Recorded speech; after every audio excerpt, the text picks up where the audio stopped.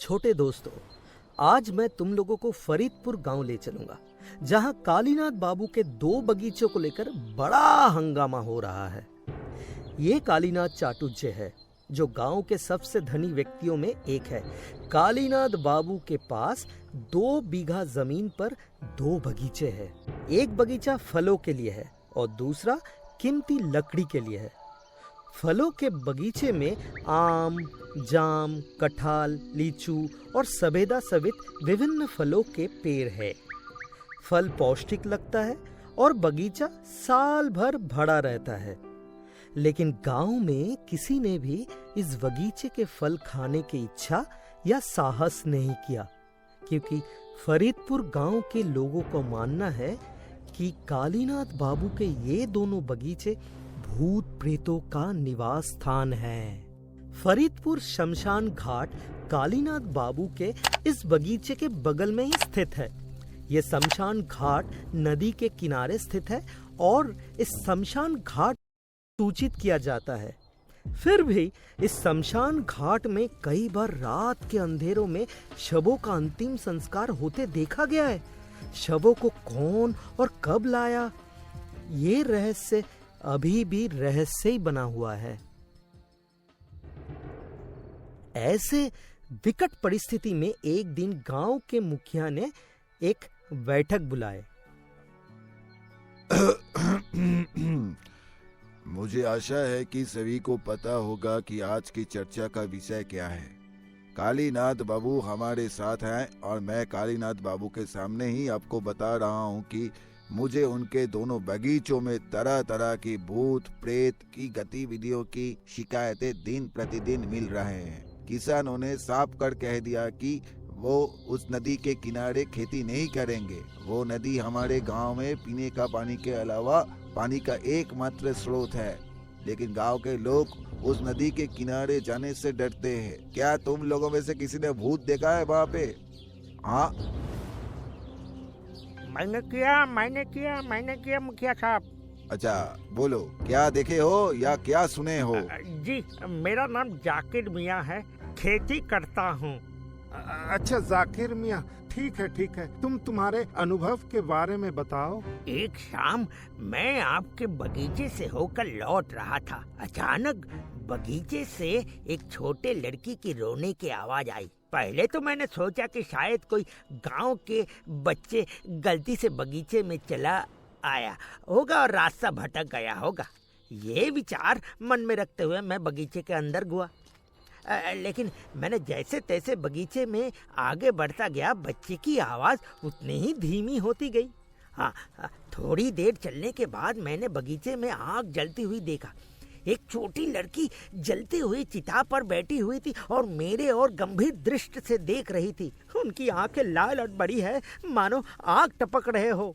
ये देखकर मेरे पैरों तले की जमीन खिसक गई और मैं किसी तरह उस बगीचे के बाहर निकलने में कामयाब हो गया। ये तो एक भयानक घटना सुनाया तुमने। ये तो बहुत डरावना है। अच्छा, कोई और ने भी देखा है? मैंने देखा हुजूर, मैंने देखा। अच्छा, तुमने क्या देखा? अच्छा, पहले तुम्हारा परिचय दो। मैं कालू हूँ और मेरे बगल में जो बैठा है वो मेरा दोस्त पंचा है। हम दोनों जेले हैं। हम अक्सर रात में अपने नाव नदी के किनारे खड़े कर देते हैं। गांव के लोग नदी पर नहीं जाते, इसलिए नदी में मछलियाँ काफी बड़े हैं। इसी लालच में हम 2 रात पहले नदी किनारे मछली पकड़ने गए थे। हम लोग बहुत अच्छी तरह से मछली पकड़ रहे थे।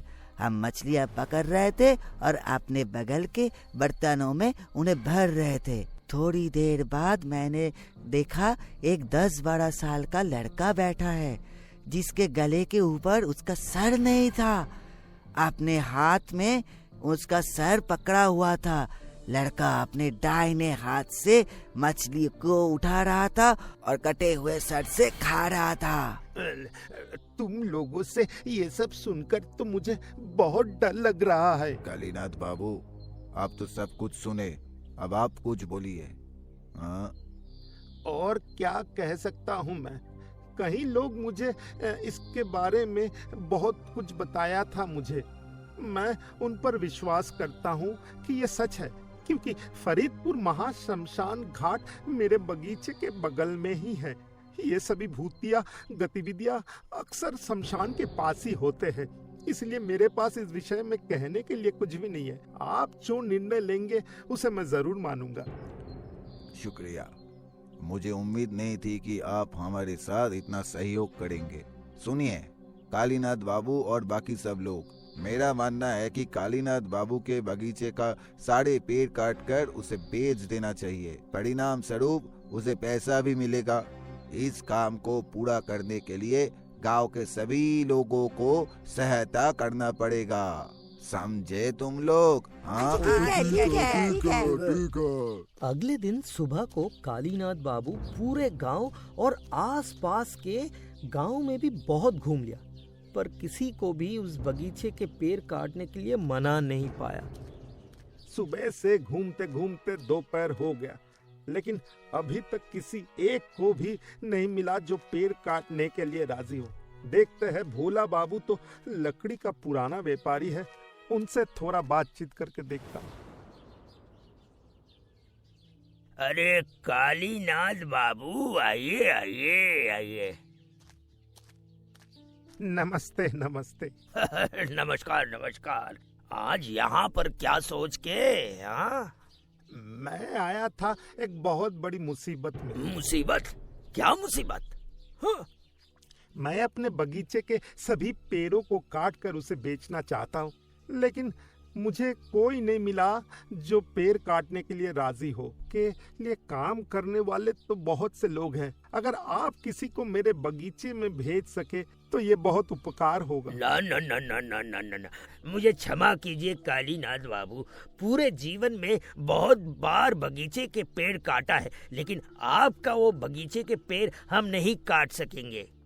मतलब आप भी नहीं काट पाएंगे, है ना? देखिए कालीनाथ बाबू, आपके बगीचे में होने वाले भूतिया गतिविधियों के बारे में दूर दूर के गांव के लोग भी जानते हैं। मैं आपसे कह रहा हूँ, आप उस बगीचे के पेड़ नहीं काटिए। भूत प्रेतों से उलझने का क्या मतलब भला? हाँ, उन्हें वही रहने दीजिए जहाँ पे वो लोग हैं।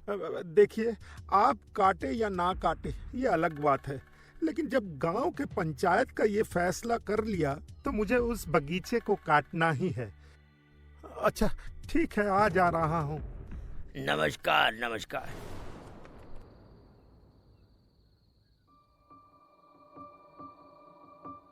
क्या हुआ? तुम तो कब खाने के बाद सोने के लिए चले आए, अभी तक सोए क्यों नहीं? तबीयत ठीक है ना? अरे सोने के बाद छोड़ दो, मुझे एक ही चीज अंदर ही अंदर खा रहा है। एक और दोनों बगीचों को बेचने का निर्णय हो चुका है, लेकिन दूसरे ओर पूरे दिन तलाश करने के बावजूद मैंने किसी भी व्यापारी को बगीचे को खरीदने के लिए राजी नहीं कर सका। मैंने कहा कि मैं इससे कम कीमत पर देने को तैयार हूँ, लेकिन कोई भी इसे खरीदने को तैयार है। उफ, तुम इतना उत्तेजित मत हो। इतना उत्तेजना तुम्हारे शरीर के लिए ठीक नहीं है। एक काम करो, अभी शांत होकर सो जाओ, कल सुबह उठकर देखा जाएगा क्या होगा। हाँ, वही करते हैं, और कर भी क्या सकते हैं।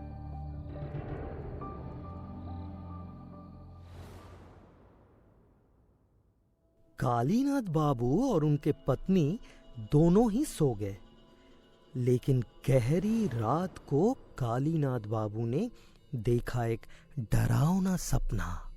कालीनाथ बाबू को सपना आता है कि वो आधी रात को अपने कुख्यात बगीचे में खड़े हैं। उसके परिवार के मृत सदस्य सामने पेड़ों के शाखाओं पर बैठे हैं। कालीनाथ बाबू ने पीछे मुड़कर देखा तो उनके पत्नी दूर खड़ी थी और दोनों हाथ उठाकर कालीनाथ बाबू को अपनी ओर बुला रही थी। मत जाओ, अरे तुम मत जाओ, लौटो, लौटो, लौटो, सुनो मेरी बात। आजा आजा काली, तू हम लोगों के तरफ आजा।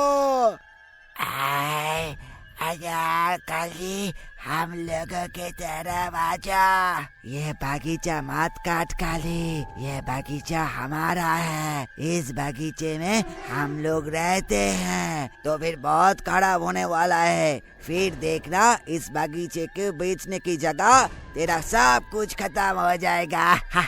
अगर तू इस बगीचे को काटेगा तो हम लोग पूरा गांव को खत्म कर देंगे, शमशान बना देंगे पूरे गांव को।